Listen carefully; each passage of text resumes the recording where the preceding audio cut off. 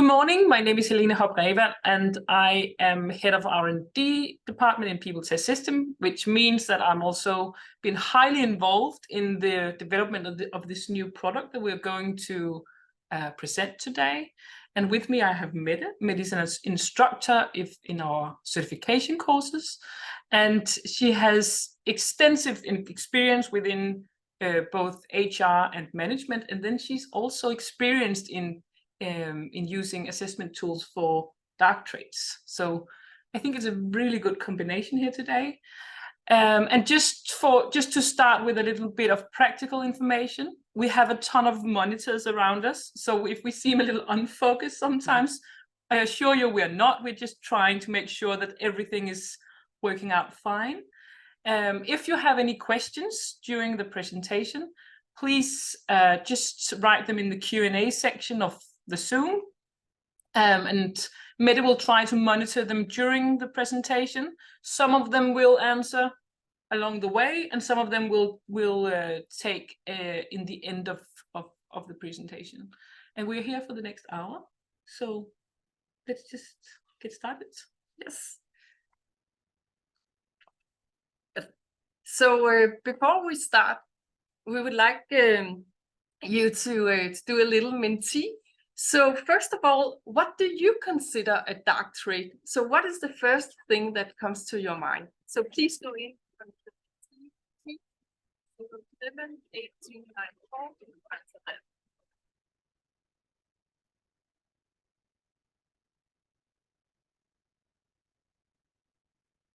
Yeah, we're just waiting for your responses. And if you haven't tried it before, you can just go via your mobile phone to mentee.com and then press the code, and then you're going to be able to answer some questions. We'll use the mentee during the presentation a number of times. Yes. Okay, so manipulative. It was difficult. Yeah. So, and narcissism. Okay. Superiority complex. That's also an interesting one. Yeah. Blind spot. So yeah, so what you don't know about yourself. Yeah. Cynicism. Yeah, that's a good one. Yeah. Superiority. I think that what is also interesting is that I think that with some of these words you could actually see it from different angles. So blind spots, well, yeah, definitely not a strength, but if the blind spots are in your good traits, then it's also interesting. Yeah. So we can see egoism. A lot of people have chosen. Yeah. Anger. A very human thing, I guess. Yeah. So but also power. Yeah, I just saw that as well, and that's really interesting because whether power is a dark thing in itself, or if power makes you dark. So yeah. I think that is rage, lack of empathy. Empathy, yeah, that's a good one too. Unempathetic, power hungry, wicked evil and abuse. There's some really dark words here.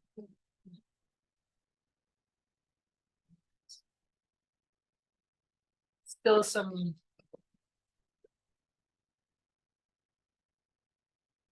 I can also see in the Q&A that someone wrote narcissist and power tripping. Mm-hmm.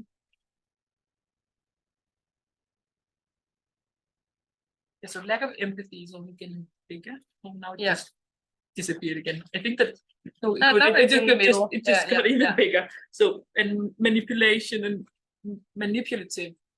Yeah, we actually wrote a report on manipulation a few years back, where we also had some discussions on whether manipulation is necessarily a bad thing. It depends on what you want to achieve with it, maybe. Yeah. Yeah. We will get back to that. Yeah. All right. I think we should get going on with this presentation. Okay. because what we are going to talk about today is specifically dark personality traits. But when talking about that, we felt it was natural to start off with talking about what a personality trait actually is and how that can be defined. And a personality trait can be defined as a consistent pattern in thought, feelings, and actions. So what is the difference between a personality trait and a dark personality trait? Well, the difference is not that big. A dark personality trait is still a consistent pattern in thoughts, feelings, and actions, but they are characterized by being linked to ethically, morally, and socially questionable behavior. So that means that it's a kind of behavior that is somewhat inappropriate and have a tendency to affect others negatively. And what is important to stress also when we're talking about theories of dark personality traits is that they're not trying to replace the theories that we know about normal personality trait or regular personality traits. They are that they should be seen as a supplement to them. So that is also that's quite important to understand and to remember.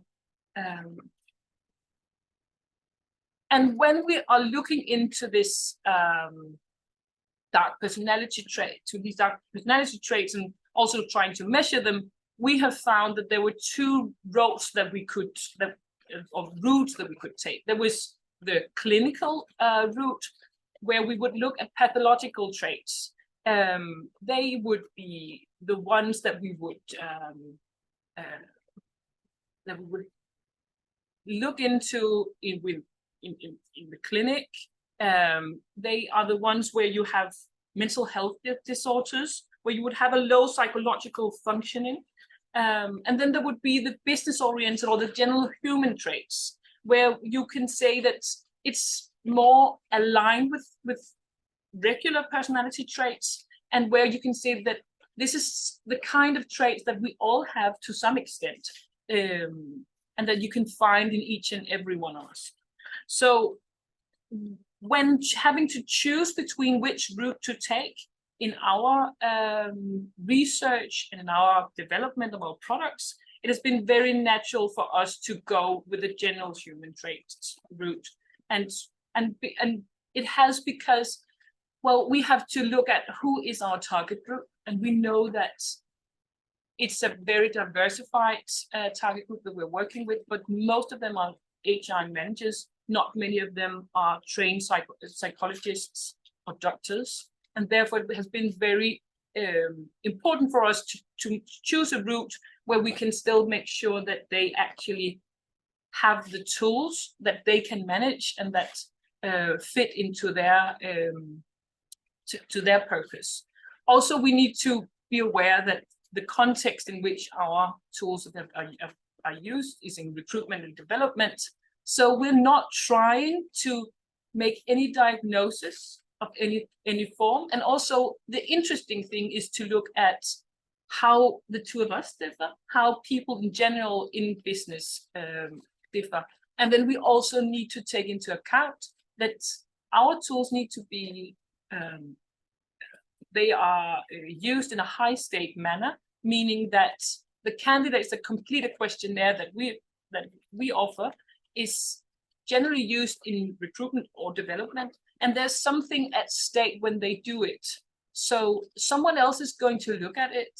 Someone else is maybe going to judge them in a sense, or at least they feel that. So that is also one of the things that we need to take into account, and therefore to take a more pathological route would just not really be a fit. Right. So we have dived into the theoretical arena regarding dark traits, and when doing that, there is one theory that is really hard to miss. It was published first by Paulus and Williams in 2002, and it's called the dark triad. And what they are looking at, they describe 3 particularly offensive but non-pathological personality types. And what is interesting with these 3 personality types is that they are conceptually distinct, but they are empirically overlapping. So they have traits. These traits, they empirically they look a bit like each other, but you can describe them differently. And the 3 traits that they describe is narcissism. Here you have a motive of affirmation, and you'll typically see a behavior that is self-assertive and showing overconfidence. Then you have psychopathy, where the motive is power, and the behavior that you'll see will be impulsive and uninhibited. And then you have Machiavellism, which is where the motive is also power, but in a completely different way. So here you see a behavior that is more manipulative and cynical. But then several researchers has proposed that the 3 traits here, they're not enough to describe the dark, to describe dark traits. So they have proposed to add a 4th one, sadism, where the motive is pleasure. But recently, a new group of researchers consisting of Hilbig, Settler, and Moshagen, they in 2018 they published a brand new theory called the theory of the defect. And what they found, and the reason that they published this theory was because they found that it's not just the 3 or the 4 traits that actually correlate with each other. They found that up to 12 different dark traits, they all correlate. So what they set out to do was to look into what they call the dark core of personality. So they set out to figure out what is what is it that make these different traits correlate? What is it that make them alike? And what they found was that there is this, they all consist a tendency to maximize one's individual utility, disregarding, accepting, or malevolently provoking disutility for others. And those 2 are accompanied by beliefs that serve as justifications. So this is how they define the D factor, because they found out that this is what makes all these different dark traits alike.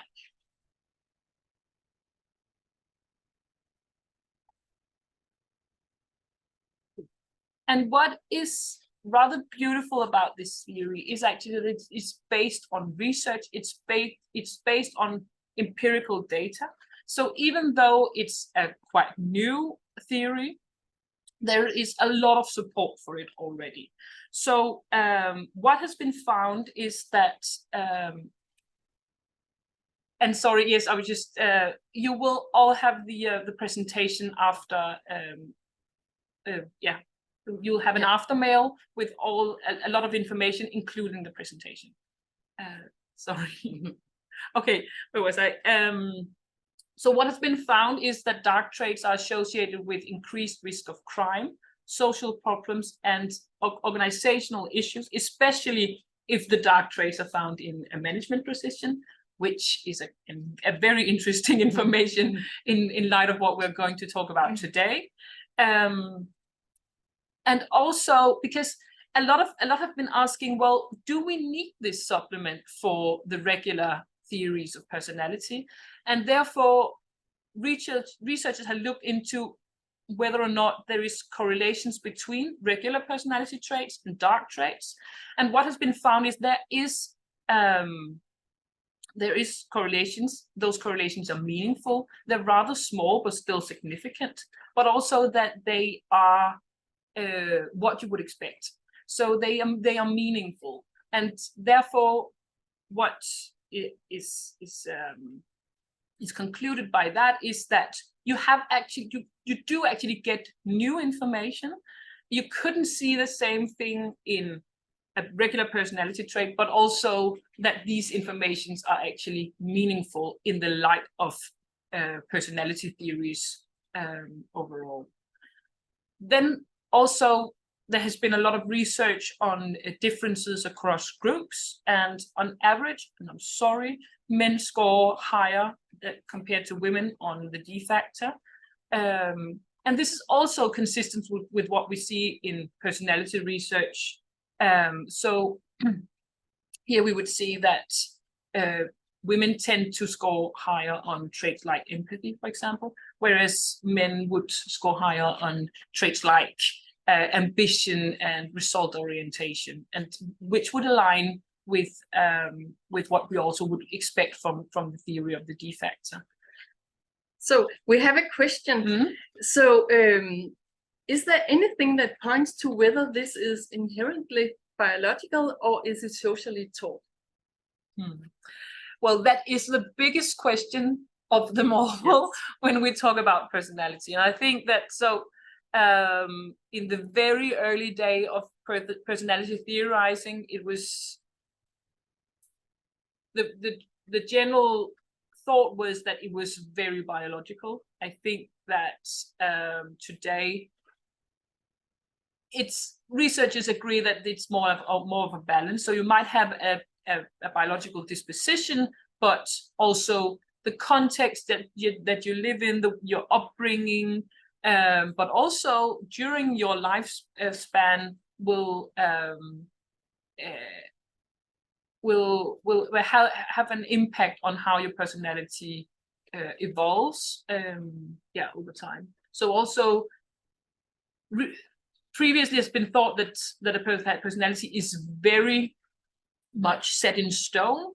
It is not as much as previously thought, but well, it's not as if it's changing every day or every month, but you can change during a life course. Yes, we just have a question more. Mm-hmm. Are dark traits more prevalent in CXO level, and if so, why?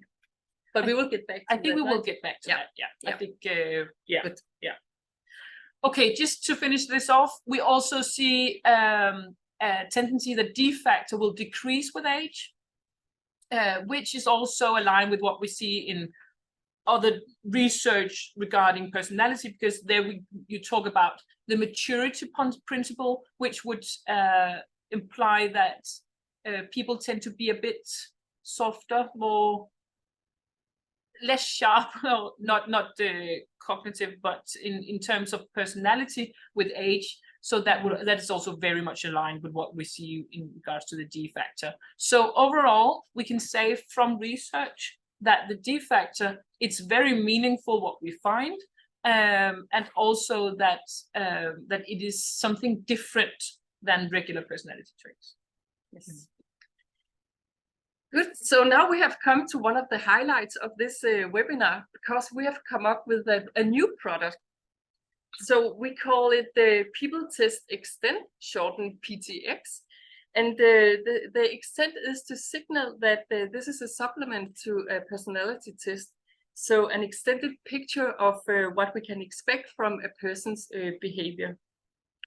So during this process, it was important for us to design a product that was, first of all, based on the latest research. So that is the D factor theory, and also that it focuses on common human traits. So also we want to look into behavior that is relevant for a business context. So we cannot ask about sexual preferences or childhood stories or experience with animal abuse. This belongs to the clinic. But what we can ask about, and what we are more interested in, is to know how you interact with your colleagues and also how you approach your projects at work. So we have a focus on a strong candidate experience, and this is also why we have received input from countless contributors, and also we have collected data from real life cases. So we have done this or developed this analysis in an accessible language. And that brings me to the last point on this slide. We wanted to avoid bias and adverse impact.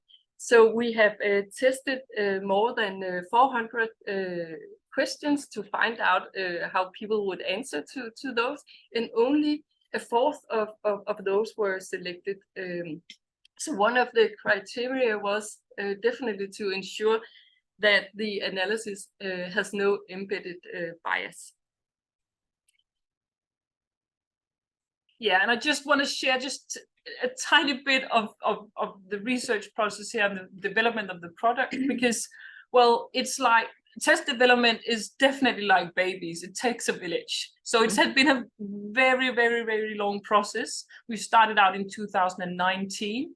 So, and we've really tried to look into what would several different contributors say about what they would need in a product like this. And then we have also looked into theories on the subject and tried to align this balance between being very close to the theory of the D factor, but still also be very much aware of the context that this product is going to be used in, which is in everyday business life. So that has been very important to us. Where the most of our efforts has been put is in the questions that we ask the candidates. So we have developed more than 800 questions, tried out 400, and then ended up using about 100 of those. So, and that has been a statistical back and forth to make sure that we have the best questions that we can. And as Mette just said, we have all questions has been tested in a high stake context. That is very important for the validity of a product like this. And then they have been validated on very strict psychometrical criteria to make sure that we have the right item pool to measure what we are trying to measure. And after that, we have been collecting norm data. We've also the first report for the product ready, and then we have tried it out ourselves in as much different context that we possibly could, also to be able to have some experience to share with you before the launch of this product. Are you? Yes. Yes. Perfect.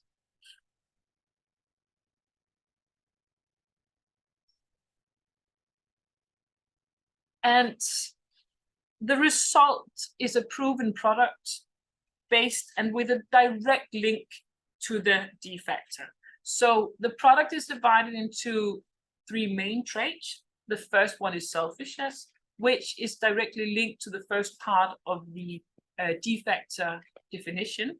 So this is about maximizing one's individual utility.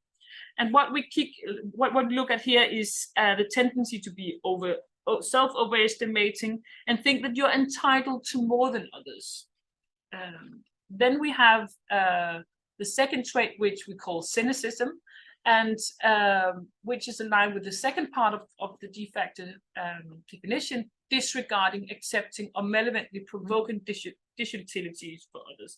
And it's important to say that this is all in a business context. So as Mette said before, it's not about feeling pleasure of hurting others, because we wouldn't expect that would happen in a business context. And also it would be very hard to have people actually tell us that when completing the questionnaire. But it's more about showing indifference to other people's feelings and the disadvantage for others. And then last but definitely not least, we also have the self-righteousness trait, which is the sort of behavior that is accompanied by the beliefs that serves as justifications. And here, this would be about disclaiming responsibility and also rationalizing your own dark behavior. And we can't really say whether or not that is something that you are aware of or not. That is one of the things that should definitely be highlighted in the feedback. And also, we cannot say whether or not it's intentional or not, but the behavior that we'll see here would be that you'll disclaim responsibility. Good. So now you have learned a bit more about what lies within the different traits. So where do you think that you score the highest? Please go in the mentee again and answer that. I should just change this one. And you should, if you logged in before, then you should be logged in again, or else it's just the same code.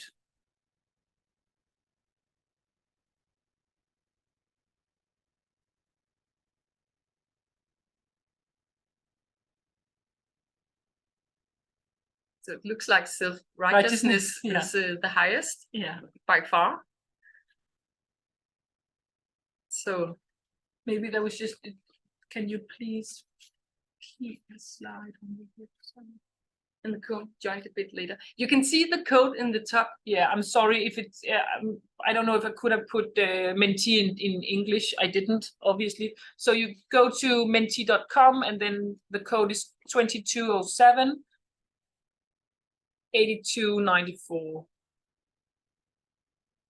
Yeah, but self-righteousness is definitely the one of the traits with the highest number, which is actually also what we've seen when we've given this presentations. Yes. And definitely that cynicism is the lowest. Yeah. Within the HR professional. Yeah. We see that. Exactly. So that is also interesting. Yes. Let's just go back to the presentation. Good. So let's start more into the interpretation of the traits, because they're not only negative aspects of the three traits. So if we look at the selfishness, high scores on this trait can mean that the person's behavior is perhaps arrogant, selfish, greedy.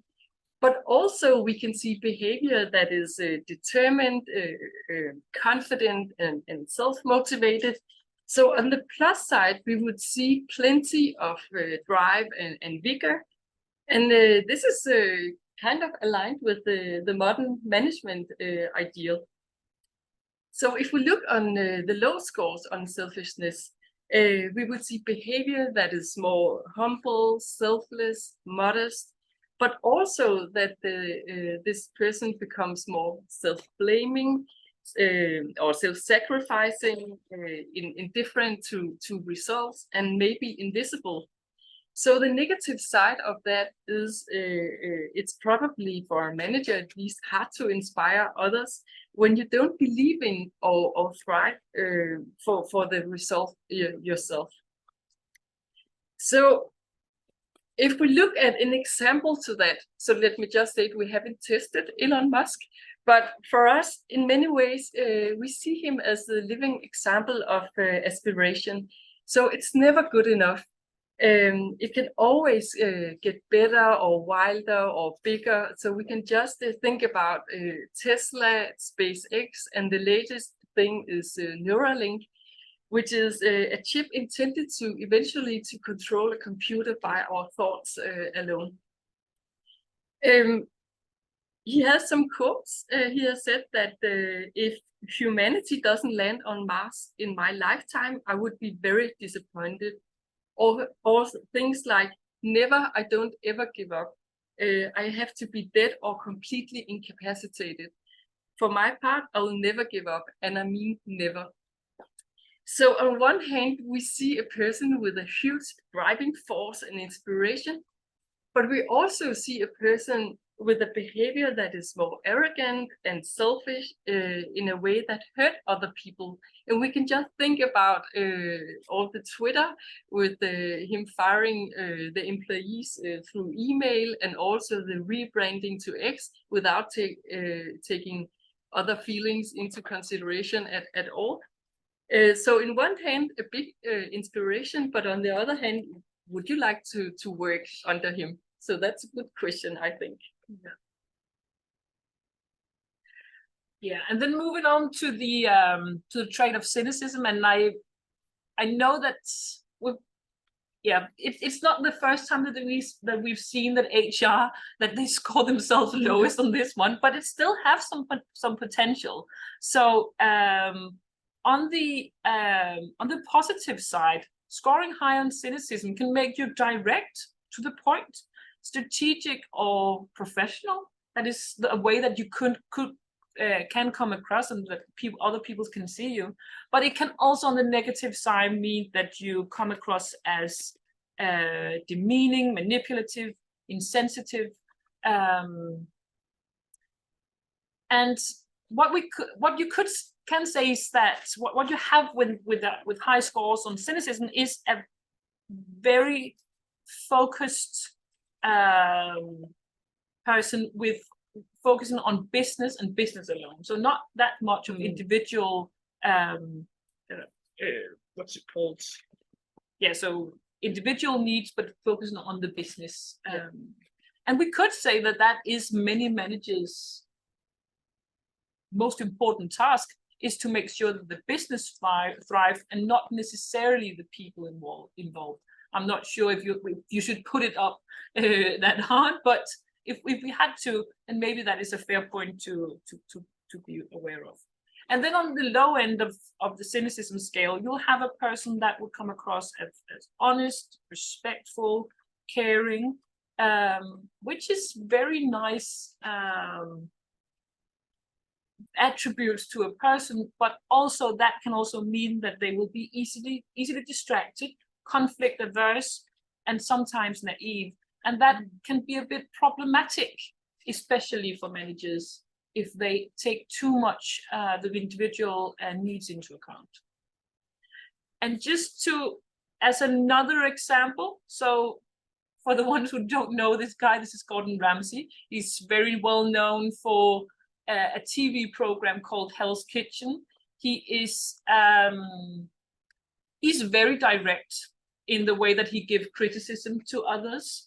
And you are never in doubt about his opinion. And I think that to some, we will seem really brutal and ruthless.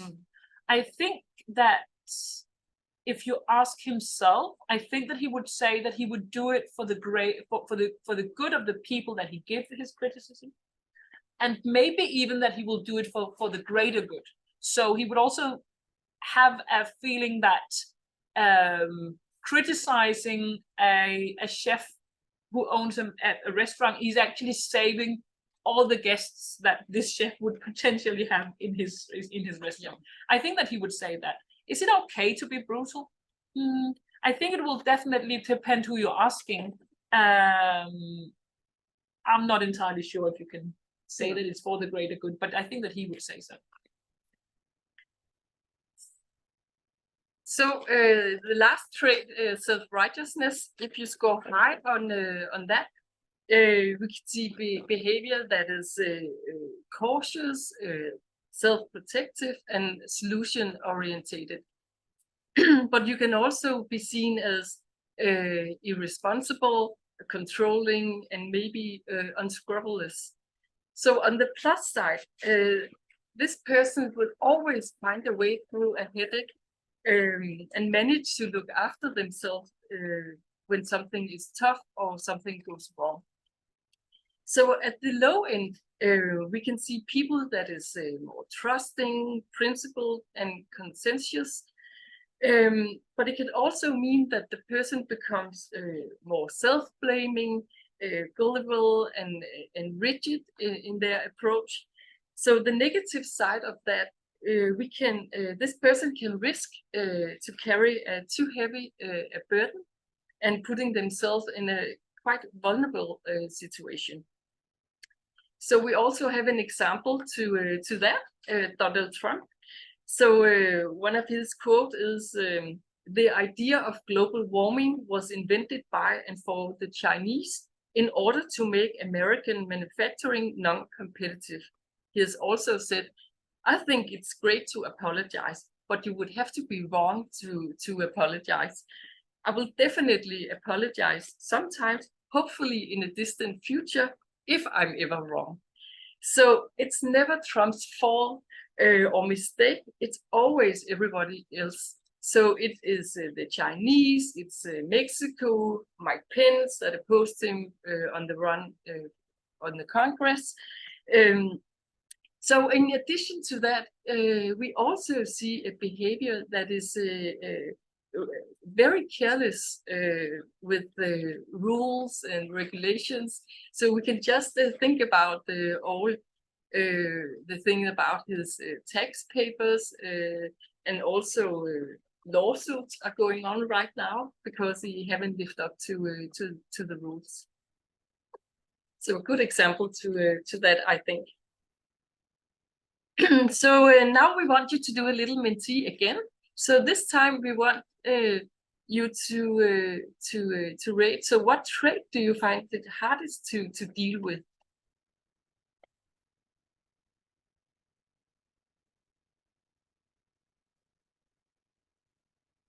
Before the information changes, yeah, I think it's really interesting that you choose self-righteousness again now. So it can be quite hard to admit that the trait that you think that you have most yourself is also the one that you find hardest to deal with. Yeah, that does be quite interesting. Yeah, that's really interesting. It could also be that now you know the traits a bit better, so you would would have chose differently before.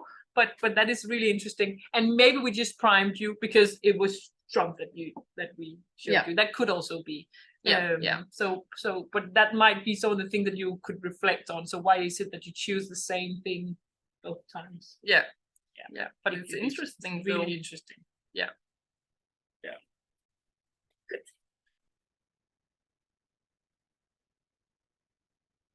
Good. So just to summarize on the interpretation, we see that high score can carry a risk that the behavior will be a challenge for others. We can see behavior that is more brutal, ruthless, blaming, selfish. So on low scores, there's a risk that the behavior will be a challenge for the person themselves. So we can see behavior that is more self-blaming, unclear, and conflict averse. So what are we going to do with this knowledge? So we think that if high scores pose a risk of hurting others, it's a really good idea to measure dark traits, especially in relational positions such as a management role where you have a high impact on others.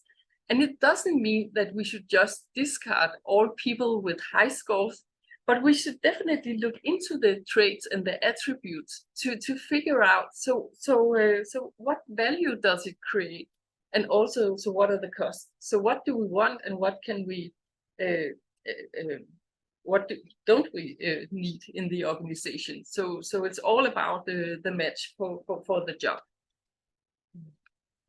And maybe just before we move on, I would just like to say that it's really important to stress that this has nothing to do with pathological traits, even though it's based on theories that include traits or words like psychopathy, for example.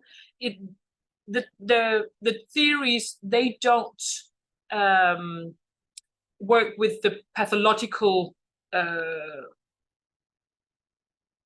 definitions of a word like that. It's very important to stress that psychopathy is not a diagnosis, and that it's all based on research scales trying to measure general human but dark traits that we all have to some extent. So it's just to say that is. So we would never say that with high scores you could see any sort of psychopathy here. Obviously, there's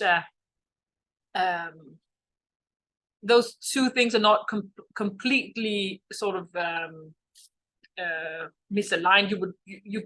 We would expect that if you have a person with antisocial personality disorder, for example, we would expect that that person would also have high scores here, but that doesn't mean that a high score necessarily would mean that we could see any sort of psychological disorders.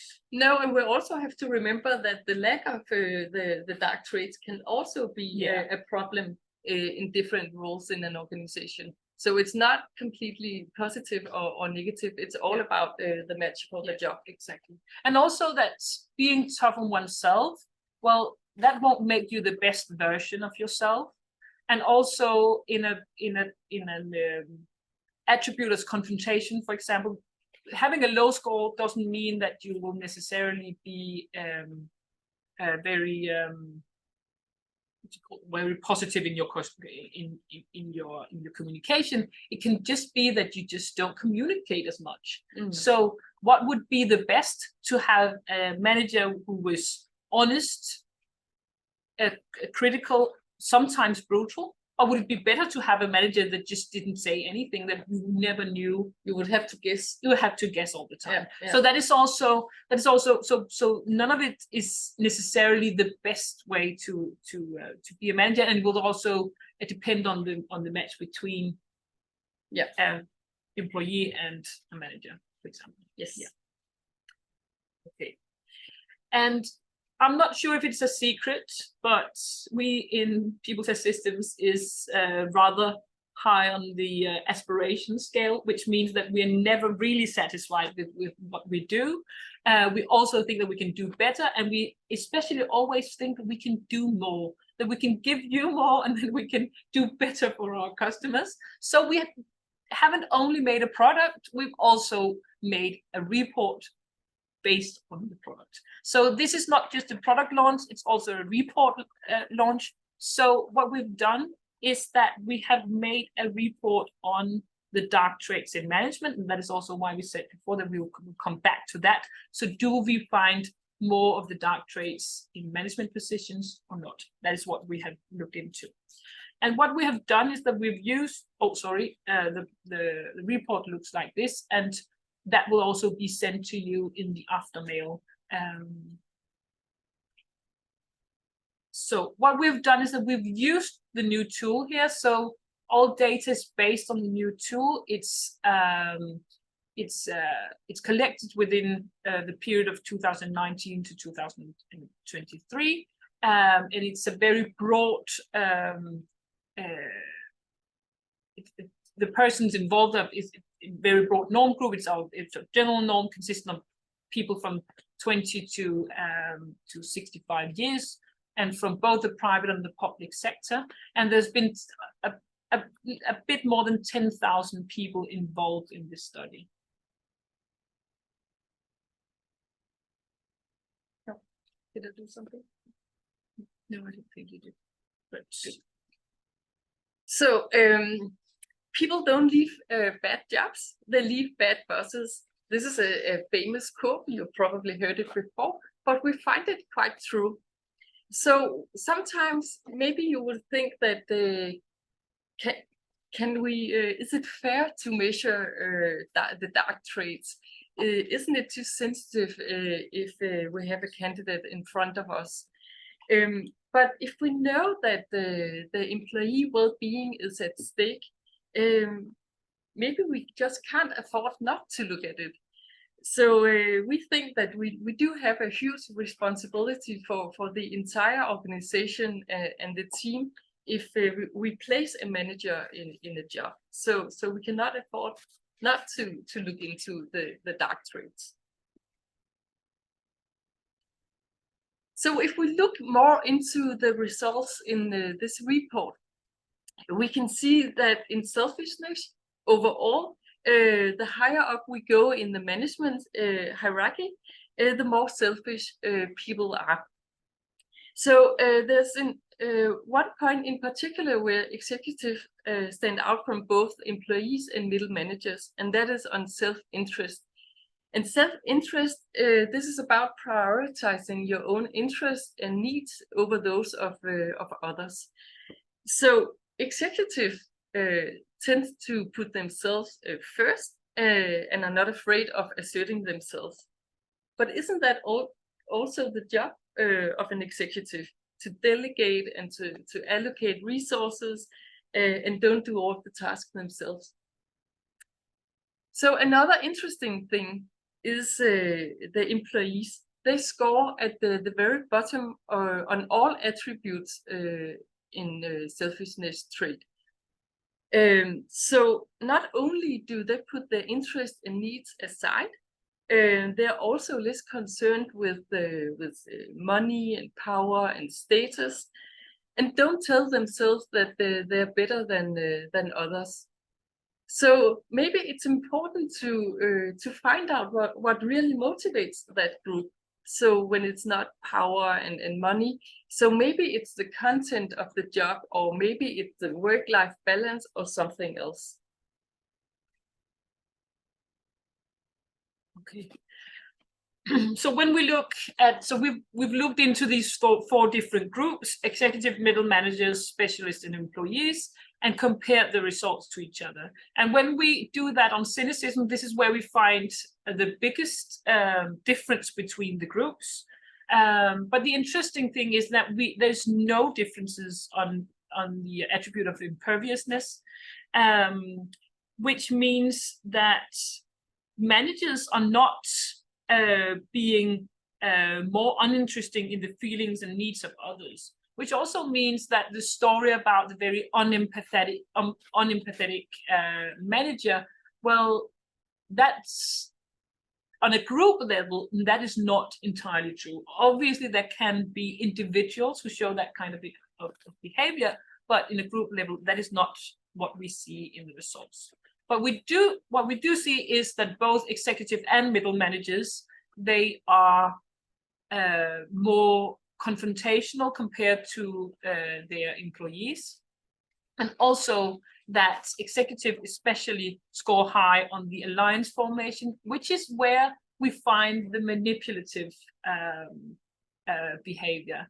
And also, again, maybe we should just ask ourselves, is managing actually also a sort of manipulation? Because what you want to do is that you want to have people do something for you. You want people to work for the business goals.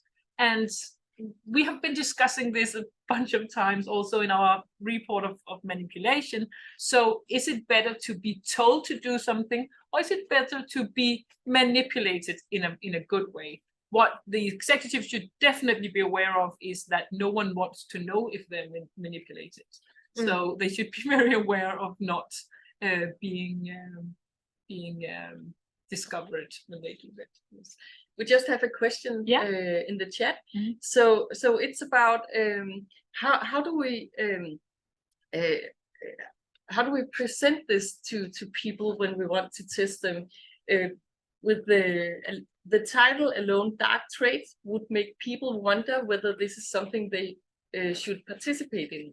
So there's a person that's curious about how do we present it to the candidates, especially on C level, for instance. Yeah. And maybe I think that maybe you can also just add some more, but I would just say that that is part of the reason why the product is called Extend and isn't called Dark, for example. Because to signalize that this is an extension or that we should be used in combination with the personality tool. We've also really tried, not as much on trait level, but more on attribute level, to choose some words that were as neutral as we could find them, because we didn't want to frame them very positively, but we also wanted to make it reasonable for the candidate to actually see the scales that we are measuring. And we don't necessarily want to say that, or to candidates, that this is the dark personalities test that we're introducing into a recruitment, but we would say more that this is your risk behavior. That is how we would frame it. Yeah. And you've had some experience with that, right? Yes. So we mention it as a risk behavior. We'll get a risk profile, and also we will present it as like, yes, we're looking more into the dark traits, but it's we all have those dark traits within us, more or less. So it's like within the normal area. It's not like clinical for clinical purpose. So it's perceived quite well. It's my experience. But let's move on. So the last trait, self-righteousness, Here, the results are not as clear, which is actually the exactly same pattern as we have seen in previous studies.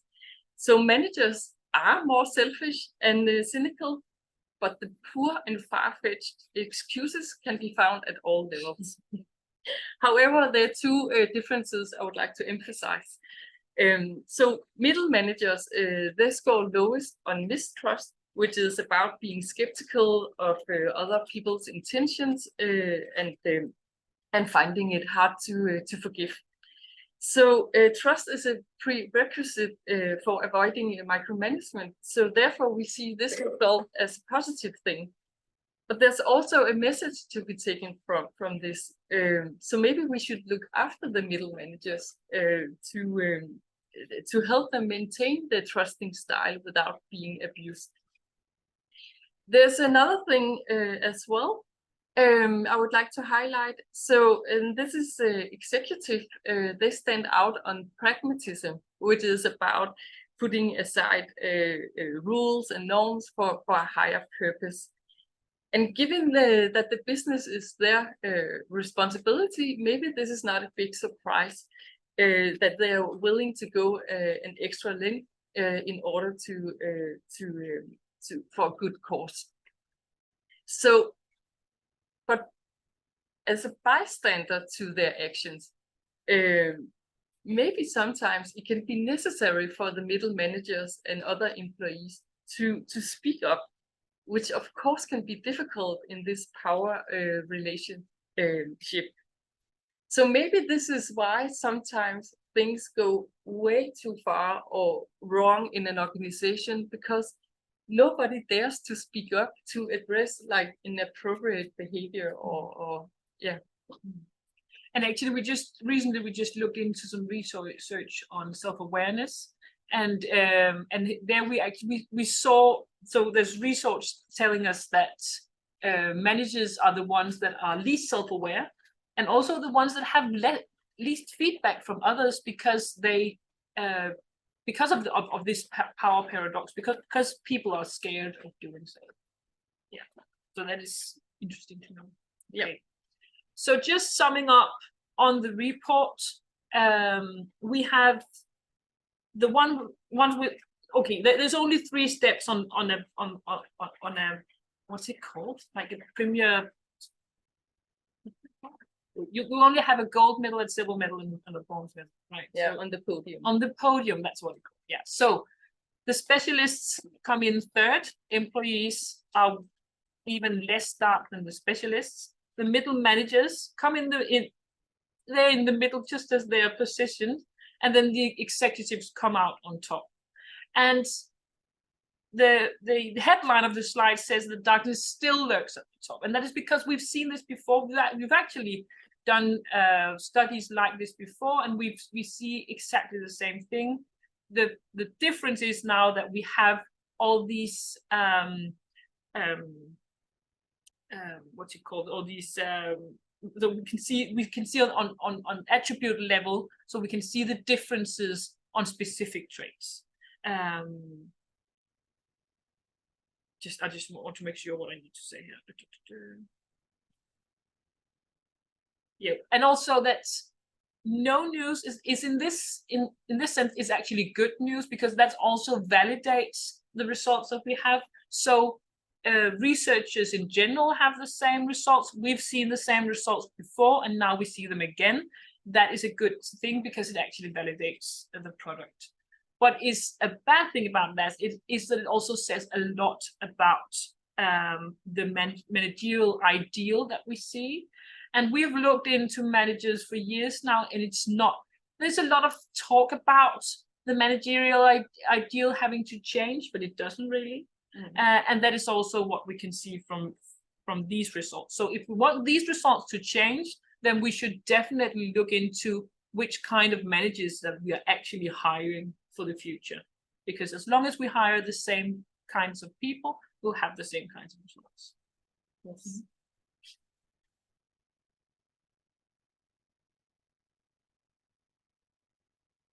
Okay.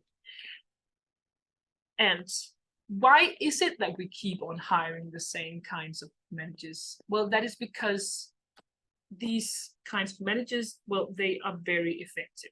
Because with the dark traits here, you'll have people that are determined, strategic, self-motivating, delegating, which is part of their job, ambitious.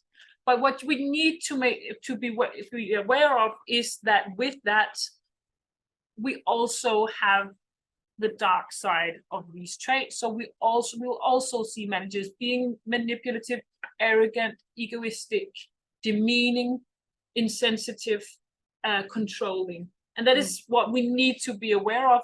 But instead of trying to avoid dark traits, we should be aware of how we can have the positive side of them thrive, and how we can make sure that these very negative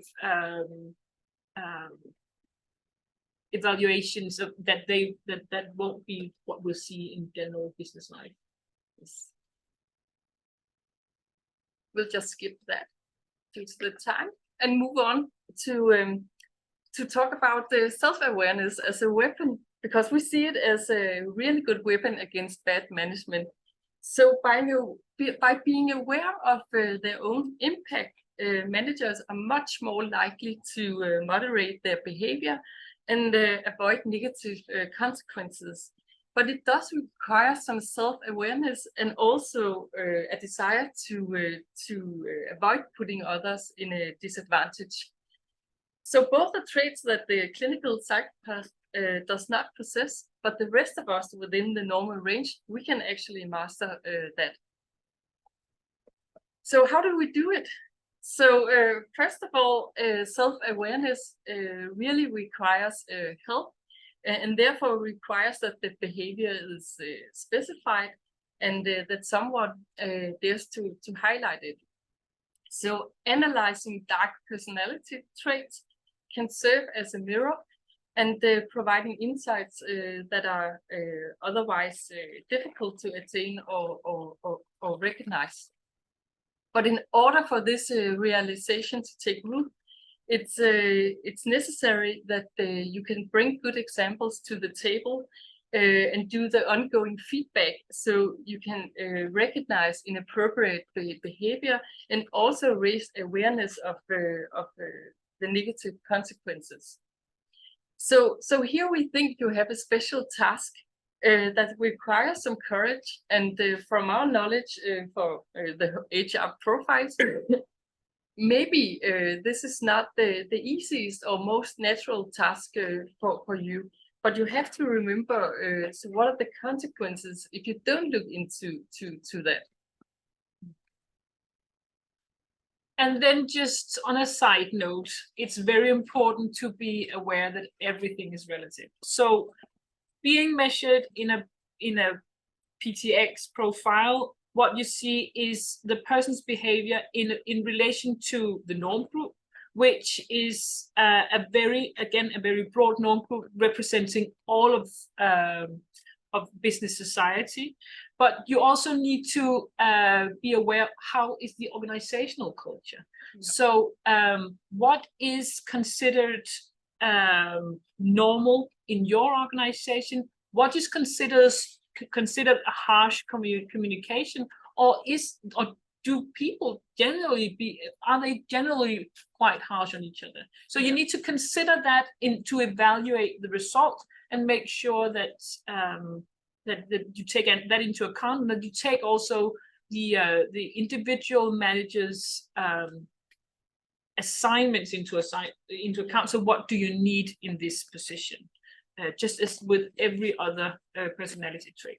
And then you also need to take into account that in a group you can see a brutalization. So you can see that in an organization, but you can definitely also see it in a management team, for example.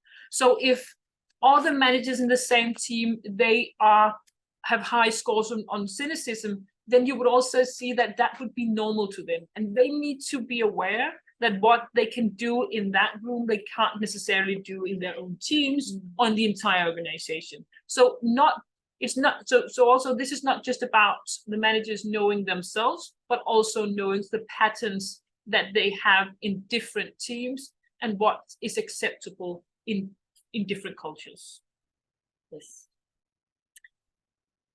So just to sum up on the report, we can see that managers are darker than other employee groups, and executive stand out as the darkest. So the smallest differences can be seen on self-righteousness, even though the executives are still more pragmatic. So we see both the pros and cons on the dark.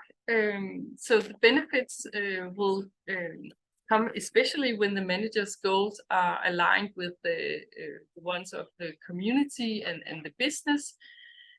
So be aware of you get what you measure, and if you only measure and reward results, this is what you get with all the behavior that follows to that.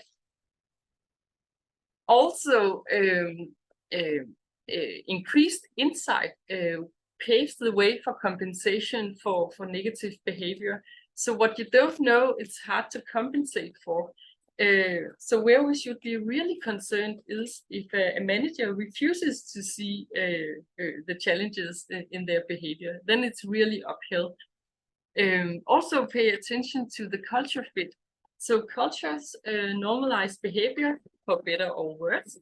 And in some situations, we need to hire people with dark traits so they don't get separated by the culture. However, we should also be mindful that managers don't just normalize dark behavior just because there are others who look just like themselves. So this is actually what we had for now. In the aftermail, you have this new report. We've done reports on a ton of different themes. If you ever want to look into one of them, please just contact us and then we can send it to you. So in this report, the dark traits in management, we'll sum all the results that we've summarized here. You can also read about them there. To be more to go more in depth with this research that we've done. We have a few questions here. Yeah, we didn't answer. Yes. So that we didn't answer. Sorry about that. But I think maybe we can just just 5 minutes more. We can just answer the last questions. So you can just hang in if you want to stay for that. Okay. So we have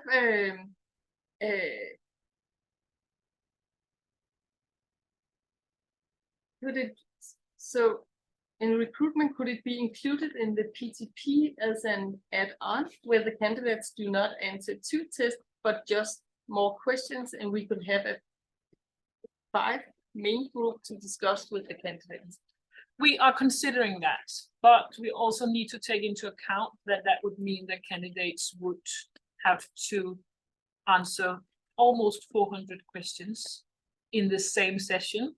And we don't really want to do that. So we are trying to figure out how can we do it in the best possible manner. But we have started to create it as a separate assessment because we needed that, because we also need for you to be able to add a PTX later for candidates that have already completed a PTP. So that was the most flexible solution to start with. Yes. And then we have another one. How much is this and other D-trait measures sensitive to socially desirable answers from responders? And do we have any measures in the PTX to counter social desirability? The social desirability scales or the validity scales from PTP is included in the PTX. We just haven't covered this today because it's not new to many of you. So they're in place there. Also, that is what most of our time and effort has been spent on in this development process, is to actually be able to ask questions that are not too social desirable. We have discarded a ton of questions where 95% answered the same thing, and then they can't discriminate. So that is we have worked very hard to make sure that the questions in here are not too social desirable. Yeah. Good. But I think that was it. Yeah, but but for research scales, I think that most research scale are very highly social desirable because there's nothing at stake. But that is what we have worked on here because there's so much at stake. Yes, I think that was it. Yes. Perfect. So thank you for listening in. We hope that you had a great morning with us and see you soon. Yeah.